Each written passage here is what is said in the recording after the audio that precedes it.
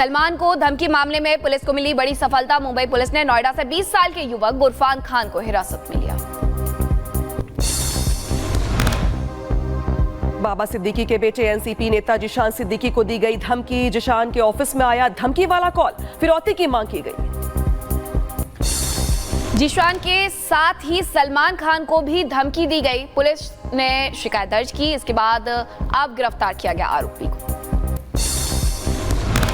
जम्मू कश्मीर के अखनूर में सुरक्षा बलों को मिली बड़ी सफलता। तीनों आतंकी हुए ढेर। इलाके में बढ़ाई गई सिक्योरिटी। आतंक के खिलाफ सेना का बड़ा ऑपरेशन। अखनूर में ऑपरेशन के लिए उतरे टैंक। एनएसजी ने संभाला मोर्चा। हेलीकॉप्टर से भी आतंकियों पर रखी गई थी नजर। पीएम मोदी रोजगार मेले में वर्चुअली हुए शामिल। वीडियो कॉन्फ्रेंसिंग के जरिए 51,000 से ज्यादा अभ्यर्थियों को दिए नियुक्ति पत्र। प्रधानमंत्री मोदी ने इस बार की दिवाली को बताया खास। कहा, अयोध्या में प्रभु राम के विराजमान होने के बाद पहली दिवाली, 500 वर्षों का इंतजार हुआ खत्म।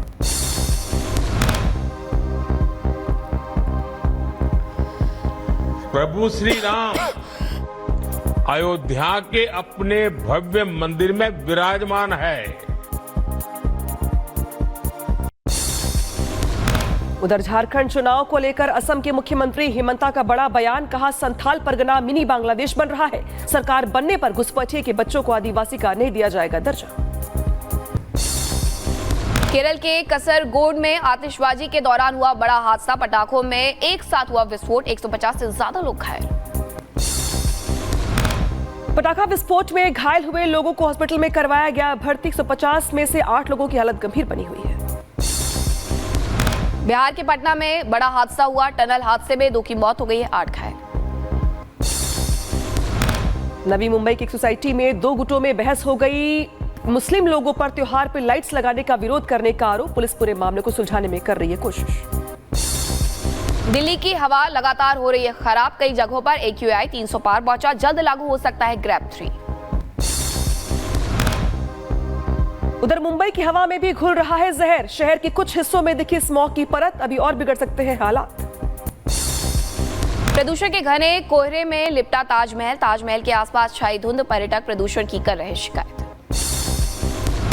झारखंड शराब घोटाले में ईडी की छापेमारी। सीएम के प्रिंसिपल सेक्रेटरी के ठिकानों पर भी छापा। झारखंड में 15 ठिकानों पर ईडी की रेड। तमिलनाडु के ट्रैफिक पुलिस की दिखी दबंगई। कर्नाटक के रहने वाले ट्रक ड्राइवर के साथ की मारपीट। ड्राइवर पर थप्पड़ों की बौछार की। उधर यूपी के बागपत में गैंगवॉर हुआ। इनामी बदमाश ज्ञानेंद्र और शराब माफिया प्रवीण बब्बू गैंग के बीच गोलीबारी हुई।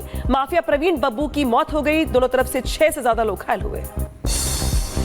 स्पेन के मैलोर्का में बाढ़ ने मचाई तबाही। तेज पानी के बहाव में फंसे कई वाहन। भयानक तस्वीरें सामने आई। सऊदी अरब के मक्का में बाढ़ से बिगड़े हालात। सड़कों पर भरा पानी ही पानी। स्थानीय लोगों को करना पड़ रहा है परेशानियों का सामना। इजरायली संसद में फिलिस्तीन को लेकर 2 बिल हुए पास। गाजा में UNRWA का मदद कर लगा सकती है रोक। मानवीय सहायता पहुंचाने का काम हो सकता है ठप। संयुक्त राष्ट्र में इजरायल के दूत डैनी डैनन का बड़ा बयान। कहा, ईरान ने अगर पलटवार किया तो फिर निर्णायक कार्रवाई होगी। पूर्व राष्ट्रपति ट्रंप की ईसाई लोगों से अपील। कहा, भारी संख्या में करें मतदान। धर्म पर मंडरा रहा है खतरा।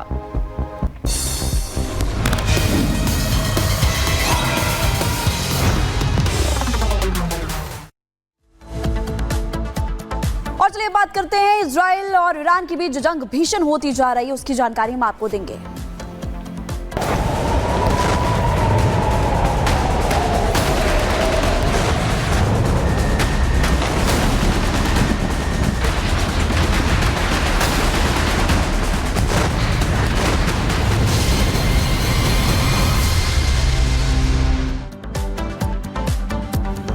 और देखिए, इजराइल की तरफ से तैयारी पूरी कर ली गई है क्योंकि ईरान ने धमकी दी और ईरान की तरफ से कहा गया है कि हम बदला लेंगे अगर इजराइल की तरफ से अटैक किया गया, क्योंकि इजराइल अब लगातार अपने सैनिकों की संख्या भी बढ़ा रहा है।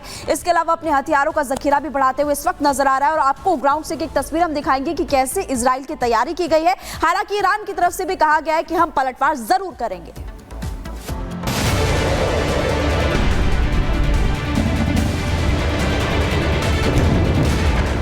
ईरान और इजराइल के बीच चल रहा युद्ध अब और भड़कने जा रहा है। इसराइल एक बार फिर ईरान और उसके साथियों पर हमला करने की प्लानिंग कर रहा है। भले ही ईरान पर इसराइल के बीच हमलों का पहला दौर पूरा हो गया है, लेकिन अब इस हमले का पार्ट 2 शुरू हो सकता है। दरअसल इसराइल प्रधानमंत्री नेतन्याहू के घर पर हुए हमले का सटीक बदला लेने की तैयारी कर रहा है। इसके लिए इजरायली सेना उन ठिकानों की पहचान कर रही है जहां हमले करने हैं। इसराइल पर सबसे ज्यादा हमले इस समय लेबनान में बैठे हिजबुल्लाह आतंकी कर रहे हैं। लेबनान की धरती से उत्तरी इजराइल पर हो रहे हैं हमले। उत्तरी इजराइल से हजारों लोगों को निकाला गया है। नेतन्याहू के निजी आवास पर भी ड्रोन हमले किए गए। हालांकि ड्रोन हमले के वक्त घर पर नहीं थे नेतन्याहू। ड्रोन मिसाइल अटैक करने वाले ठिकानों की पहचान की जा रही है। दूसरी तरफ ईरान पर हमले के बाद बेहद सतर्क है इजराइल।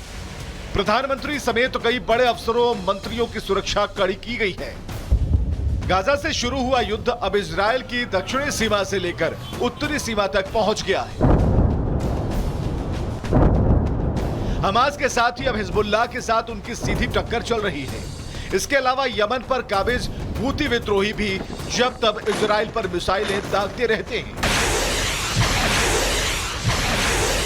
जबकि इजराइल के सबसे बड़े दुश्मन ईरान के साथ भी उनका वार पलटवार का खेल शुरू हो चुका है। ईरान ने भी बदले की धमकी दी है। अमेरिका की चेतावनी के बाद भी ईरान के तेवर सख्त हैं। ईरान फिर से इजराइल पर मिसाइल अटैक कर सकता है। ईरान ने हमले के लिए सभी विकल्प खुले होने की बात कही है।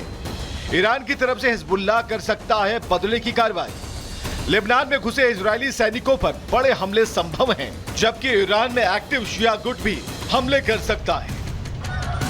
आपको बताएं कि इजराइल और ईरान अब सीधी टक्कर के मूड में आ चुके हैं। अमेरिका समेत पश्चिमी देश अंदर खाने इस युद्ध को रोकने की कोशिश कर रहे हैं, लेकिन युद्ध की आशंका कम होने के बजाय बढ़ती जा रही है। Bureau report, Republic Bharat. तो जंग अभी रुकी नहीं है, थमी नहीं है, बल्कि एक कदम और आगे बढ़ चुकी है। अब आपको बताया कि ईरान पर फिर से हमला होगा। ये सवाल इसलिए क्योंकि नए हमले की प्लानिंग इजराइल के द्वारा की जा रही है और यही वजह है कि इजराइल चाहता है कि अब अपने सैनिकों की संख्या में इजाफा किया जाए। पहले हमले के बाद दूसरा हमला भी संभव है। कुछ दिन पहले एक बड़ा हमला इजराइल की तरफ से ईरान पर किया गया था। वैसे में माना जा रहा है कि दूसरा हमला भी कभी भी हो सकता है। इजरायली सेना को युद्ध की तैयारी की मंजूरी दे दी गई है और इसी के साथ सैनिकों की संख्या बढ़ाने की मंजूरी दे दी गई है। ईरान के बचे हुए हथियार डिपो पर निशाना साधना ये सबसे बड़ा लक्ष्य इजराइल का है और इसी के साथ ईरानी मिसाइलों को खत्म करने की प्लानिंग भी इजराइल के द्वारा की जा रही है। ऊर्जा ठिकानों पर भी निशाना बनाने की आइडिया पर ये पहले से था।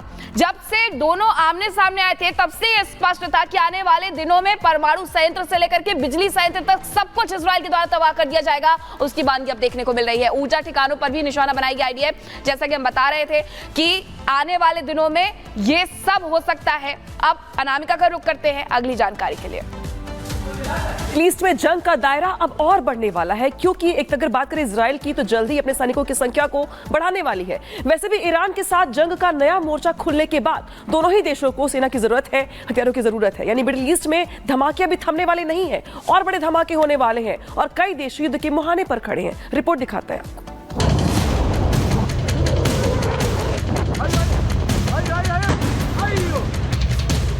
मिडिल ईस्ट में नहीं थम रही जंग की आग। इजराइल बराबर करना चाहता है हिसाब। अभी बाकी है मिडिल ईस्ट का घमासान। नेतन्याहू को चाहिए और जवान।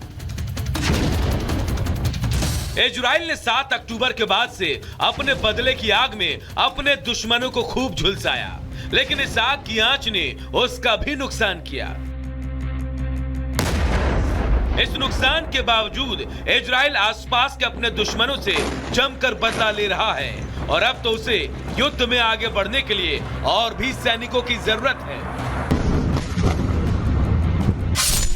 ये कोई राजनीतिक मुद्दा नहीं है, ये एक सुरक्षा और नैतिक मुद्दा है।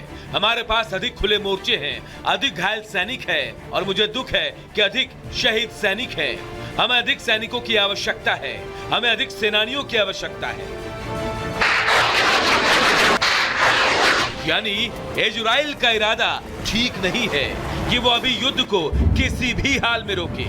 तभी तो वो हिजबुल्लाह हो या हमास या फिर ईरान का कोई सैन्य ठिकाना, इजराइल हर उस ठिकाने को तबाह कर देना चाहता है जहां उसके खात्मे की साजिश रची जाती हो।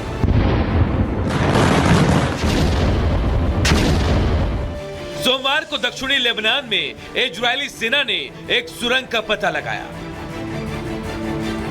इजराइल के चीफ ऑफ स्टाफ ने एक वीडियो जारी कर दावा किया कि उन्होंने हिजबुल्लाह के एक और ठिकाने का पता लगाया है। दक्षिणी लेबनान के इस इलाके से इजरायली सेना ने भारी मात्रा में हथियार भी बरामद किए। इनमें बड़े हथियार से लेकर बुलेट प्रूफ जैकेट जैसी चीजें भी शामिल हैं। इजराइल के बदले ने हमास और हिजबुल्लाह को तबाही की कगार पर लाकर खड़ा कर दिया है, लेकिन ईरान से शायद उसका बदला अभी बाकी है। और इजरायली रक्षा मंत्री की ये बात कि अभी और सैनिकों की जरूरत है, ये बताता है कि युद्ध में अभी और विनाश होना बाकी है।